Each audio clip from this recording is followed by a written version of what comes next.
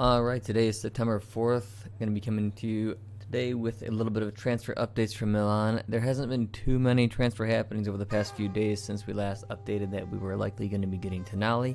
But I guess now will be the official news that it looks like he will be signing with us. Medical is scheduled for early next week, probably Monday. So I'm guessing if medical's Monday, he's going to be signing either next Tuesday or Wednesday.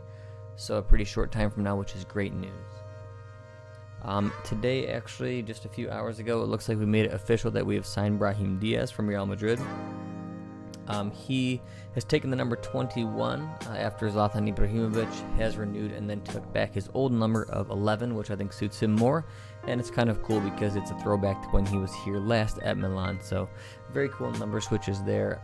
Very good news overall for Milan this past 4 or 5 days. We have renewed Ibrahimovic, we have signed Brahim Diaz, and we have almost surely locked down Sandro Tonali. That is a foregone conclusion at this point. So those are all fantastic signings. There's been a little bit of kind of debate as to what exactly Tonali's number will be. I think it's probably going to take number 8 most likely. I know he said that he liked to kind of model some of his playstyle off of Gattuso, and since 4 is already taken by Benacer, then 8 seems to be the next most likely choice for him. Possibly number 6 too, but I think 8 would be a little bit better. As far as the Brahim Diaz signing goes today, it looks like, unfortunately, it's more of a dry loan. Initially, it was thought that it would be a loan with option to buy, which I think would have been absolutely perfect, and I think that's what we were going for initially. But Real Madrid seems to still value him, and I don't believe they wanted to let him go, at least with a cheaper option to buy. So that being said, though, there is some kind of mutterings that we are going to be talking with Madrid about halfway through the season to see if we're going to be making the move permanent or not.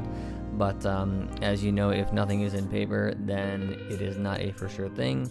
And I don't know if I would consider that as good of a deal as initially we were going to get with Brahim Diaz. So I am excited. I think it's a good signing, possibly one for the future if everything goes well and we're able to, if he performs well and then we negotiate with Madrid. But now that it's not a written, documented option to buy, it's a little bit different and it kind of changes the scope of the deal. Next up on the docket is for the defensive midfield and kind of center midfield. We, for some reason, have not stopped yet, which I think is okay. We are still linked with Bakayoko, and that would be just a powerhouse kind of group of four guys there between Chiesa, Benacer, Tonali, and Bakayoko. That sounds amazing. But talks seemingly have stalled a little bit with Bakayoko. There's positive signs all about. It seems like this transfer is going to get pushed through as both sides really want this to happen. But Chelsea keeps demanding a very high fee if we do redeem the option to buy that we're looking to insert into there. And I believe we're trying to talk it closer down to 20 million. Chelsea wants closer to 30 million, so we will see what happens there. That being said, because talks have stalled, Maldini, who has not rested and has been very vigilant over the past week, he is now going to talk to the agent of Florentino Luis. For me personally, this is very exciting. I think Florentino Luis is going to be a pretty good talent. I'm not exactly sure what's better for us to be going either for Florentino Luis or Bakayoko. Bakayoko did have a very good spell with us last time he was here, but there is no guarantee that he's going to be good again here. I mean, it did take him several months, and it took Gattuso, who's a very inspiring person, to kind of bring out the best in him. So I really don't know if you're going to see the same Bakayoko that you saw last time. If you do, he's definitely the better choice. He was incredibly imposing, and to be completely honest, when Bakayoko was at his best, he was better than Chiesa when Chiesa was at his best. So we'll see if we get that. I don't know. But that being said, Florentino Luis is a pretty promising talent. He's definitely primarily a defensive midfielder. He does have some skills to slide up into center mid, but he's definitely more of a defensive midfielder. And to be completely honest, I really don't care which one we get. I think both are great choices. Whether we end up with Bakayoko or Luis, I think it still makes a powerful group of 4 people that we can kind of primarily count on there.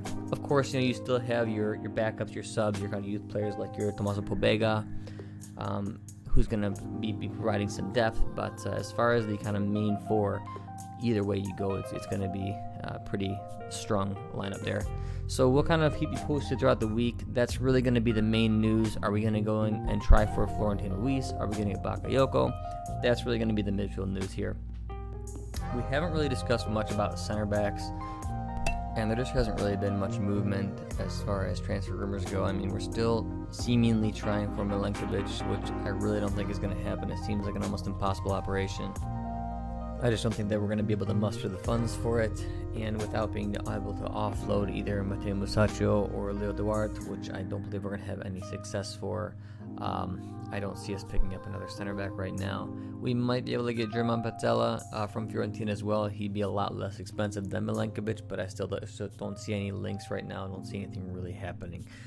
We'll see. I mean, there's still a good month left of the transfer market, so a lot may happen. That being said, there has been a lot of talk over the right wing position, which has definitely seen the most links in newspaper articles over this past section here. In particular, the main person that we've been linked with, and which is very exciting, is Federico Chiesa, which I think would be an absolutely perfect signing for us on that right wing. The only issue is going to be he's very expensive, and I don't think Rocco Commisso wants to let go of his gem very cheaply. There were rumors initially that it was 70 and then 60 and then 50 to 55 million. But now just recently this week he released a statement saying that he wanted 90 million. I think he's just kind of like puffing some smoke out there to kind of deter other teams while we work a little bit and try to find a deal. There have been some ways to maybe work out a deal, including Ante Rebic.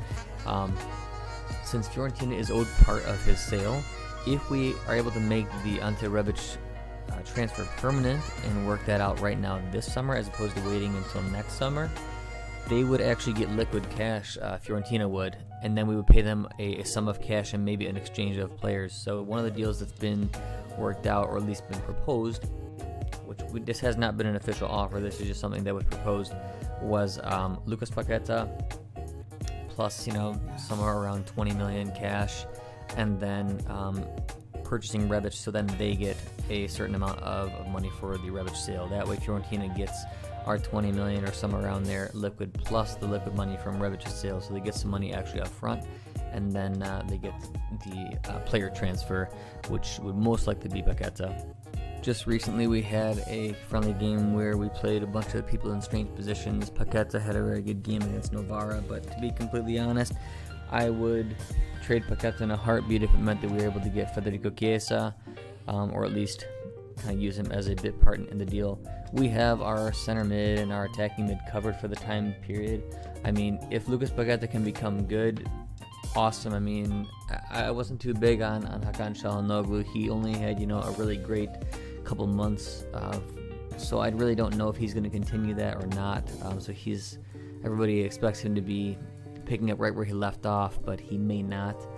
That being said, I really don't know if Paqueta is the guy that we thought he was. I do agree that he has to play closer to goal. I don't like him in center mid. He's just not good enough there. He's definitely more of a creative talent, and I'd like to see him kind of getting these nice through balls and having better vision of the field, so you got to put him up front closer to where Çalhanoğlu was playing. But essentially they play the same role, and now that we have Brahim Diaz, Daniel Maldini is going to be getting some minutes. I don't think that Paqueta is as necessary as a right wing would be. That being said, we do have Samuel Castillejo, we do have Rafael Leao, we do have Alexis Salamakers, and now Brahim Diaz. Our right wing at least has depth. It may not have that standout person, which is probably why we're trying to sign Chiesa, but it does have depth. So I think we're going to be okay either way in attack. But that would be the last kind of big one here, would be Federico Chiesa. Otherwise, I think we're going to try to sign some center back. I don't exactly know who that's going to be. And then we are going to be looking at either Bakayoko or Luis. So that's kind of the big roundup. So for this week, what to expect? Expect us to wrap up a deal for Sandro Tonali, which is definitely my favorite signing of the summer. That was the guy I really want us to get. You're going to look for the official confirmation, which came today, about Brahim Diaz. And then we're going to see some progression to see how the Chiesa transfer works, if we're actually going to be trying to get him or if the price is just too much. And then look for some details on Florentino Luis and Bakayoko and see which one we're kind of going for. That's what I'm expecting to happen this week. I'm just going to round out with just a little bit of, input on the Tonali transfer. I'm not sure if anybody read how it kind of came about, but if what Gelino, who's the president of Brescia, said is true, which he turned down 65 million from Barcelona and 10 million more from Manchester United, because Tonali had his heart set on Milan. That is just the exact type of player that we need here. It's the type of signing and the type of player that really gives you inspiration that Milan might actually be building for the future and trying to rediscover some of the Milan of old. I've always in the recent past been very critical of Milan from straying away from what makes Milan Milan. As most people probably know, Milan split away from Inter Milan back in the day, or actually vice versa. Inter split away from Milan. They decided to form two teams because Milan wanted to keep a very strong Italian core, whereas Inter, the Internazionale di Milan, the Internationals of Milan, which is what they're called, really didn't care about that, and they said, we don't really care how many Italians we have on the team. So it's strange when you see a team like Inter now this season actually playing more Italians on their starting lineup than Milan does. So it's really nice that we got Tonali. He's a guy who really wanted to come here, and it's kind of inspiring watching somebody try to follow their dreams. He knew he wanted to end up at Milan. That is his dream, and he actually had a president in Chileno who was going to let him do that, even though he was going to lose money on the deal. I think it's incredibly impressive, and it's very inspiring, and I would be incredibly proud if we were able to sign him and Chiesa this offseason. It would give us a strong Italian core in each part of the pitch. We would have Donnarumma for goalkeeper. We'd have Romagnoli as part of the defensive spine. Calabria, Conti for side back. I mean, maybe Calabria can turn into something, probably not Conti. But either way, for defense, we would have Romagnoli. For midfield, we'd have Tonali. For winger, we would have Chiesa. We'd kind of be missing that striker, which I'm still holding out hope that we get Belotti, even though he's definitely priced too high. But that would be perfect for us. Either way, that's kind of some things to expect for the coming week, and a little bit of just my own personal input on the Tonali transfer, which I'm very, very proud of.